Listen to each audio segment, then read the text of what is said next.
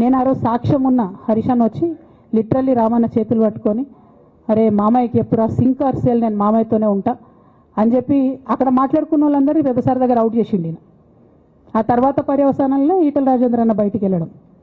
ఈ మహానుభావుడు వల్ల జగ్గారెడ్డి దగ్గర నుంచి మొదలు పెడితే, చెరుకు శ్రీనివాసరెడ్డి ముత్యంరెడ్డి అన్న కొడుకు దగ్గర నుంచి మొదలు పెడితే, రఘునందన్ రావు గారు, మైనంపల్లి గారు, విజయశాంతి గారు, విజయరామారావు గారు, ఆయన పాత పెద్ద ఆయన ఉండే ఈటల రాజేందర్ గారు, వీళ్ళందరూ పార్టీలకు వెళ్ళి పోయినారు కదా.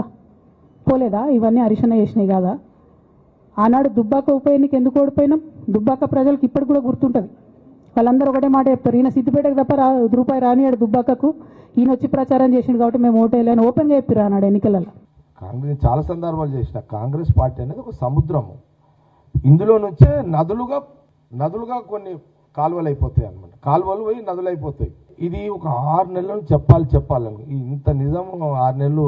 ఇక నేను ఇప్పుడు కూడా ఎందుకు వచ్చినంటే మొన్న ఆ సోషల్ మీడియా రీల్స్ చూస్తుంటే ఇదే వస్తుంది. ఈ అమ్మాయి రాజకీయంగా ఎప్పుడు జగ్గారెడ్డి హరీష్ రావుకు వారు నడుస్తుంటది. ఎప్పుడు ఇది కాంగ్రెస్, అది బీఆర్ఎస్, మేమిద్దరం నాయకులం కాబట్టి వారు ఉంటుంది, ఎప్పుడు నడుస్తూనే ఉంటాయి.